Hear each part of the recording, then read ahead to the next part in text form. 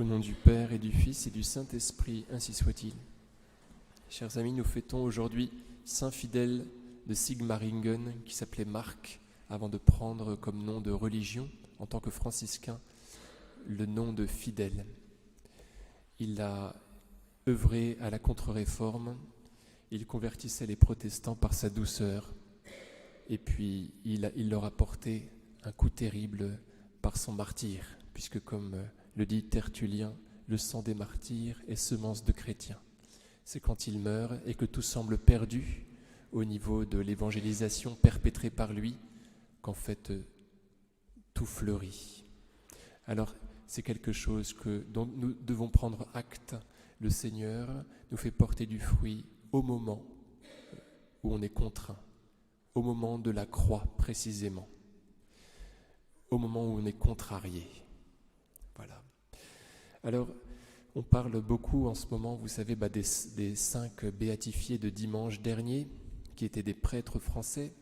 4 appartenaient à la congrégation de Saint-Vincent de Paul, étaient picpusciens, et un autre appartenait à cette congrégation de Saint-Vincent de Paul. Ils ont été tués par une femme très très sanguinaire, qui, éclaboussée par leur sang, est entrée en religion quelques années plus tard. Donc c'était Louise Félicie Gimet qui se faisait appeler, donc elle s'est déguisée en homme pour pouvoir faire du mal.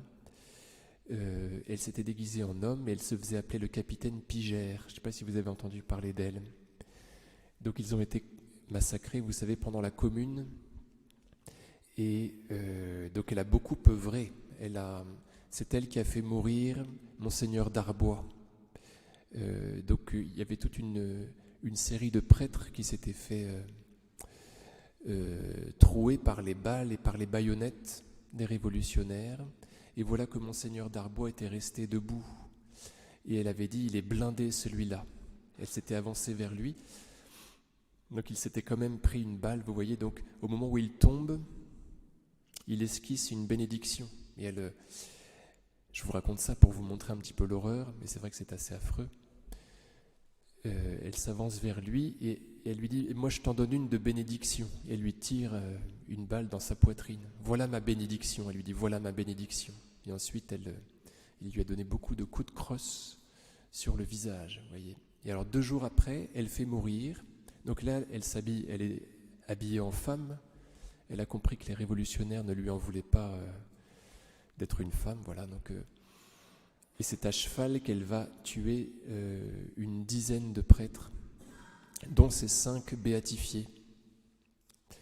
Voilà. Et donc, éclaboussée par leur sang, quelque temps plus tard, elle se convertit. Donc, au moment de la chute de la Commune, elle est mise en prison et elle devient la pâture des sœurs de la congrégation de Marie-Joseph. C'était des sœurs au voile bleu qui avaient pour mission de s'occuper des prisonniers. Et alors la mère supérieure, Éléonore, s'approche de cette terrible Louise Félicie et lui dit qu'elle aimerait bien son âme.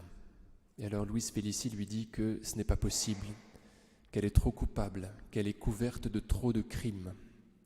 Alors ce que j'ai oublié de vous dire, c'est que dans sa jeunesse, elle est née en 1830, elle avait voulu visiter le curé d'Ars, qui lui avait dit, voilà, vous allez beaucoup pécher, vous allez faire beaucoup de mal, cependant, à cause de la dévotion qui vous habite encore aujourd'hui pour Notre-Dame, vous serez sauvés. Et alors elle lui avait répondu, très très méchamment, que avant sa conversion, beaucoup d'eau allait couler sous les ponts du Rhône, vous voyez. Elle était partie comme ça en se moquant de lui. Et donc elle a fait tout ce mal, et après, effectivement, la prophétie du curé d'Ars se réalise. Elle devient donc la proie de cette sœur Éléonore. Et quand elle fait savoir à Éléonore qu'elle n'a aucune chance de la convertir parce qu'elle est trop coupable, Éléonore lui répond que ses péchés ne sont rien par rapport à la grande miséricorde de Dieu. Donc elle écoute attentivement ce qui lui est dit, Et puis elle entre finalement en religion où elle prend le nom de Marie-Éléonore, en référence à ces deux sauveuses qui étaient Notre-Dame et puis cette mère supérieure. Et donc ce qui est très intéressant, c'est que au moment où elle meurt en 1893, eh bien la mère supérieure lui demande si elle a crainte d'aller en purgatoire. Et alors elle lui dit non, je n'ai absolument aucune crainte parce que je me suis complètement réfugiée dans la miséricorde de Dieu. Donc vous voyez une certitude qui lui venait d'une grande confiance en la miséricorde de Dieu. Comme quoi le sang des martyrs est vraiment semence de chrétiens. Et on doit bien savoir prendre acte de cette vérité-là que quand on verse un sang, eh bien on porte du fruit. Si on veut bien orienter la blessure, voilà. Si on veut bien lui faire porter une intention, à ce moment-là, on est certain que le Seigneur nous entend. Au nom du Père et du Fils et du Saint-Esprit, ainsi soit-il.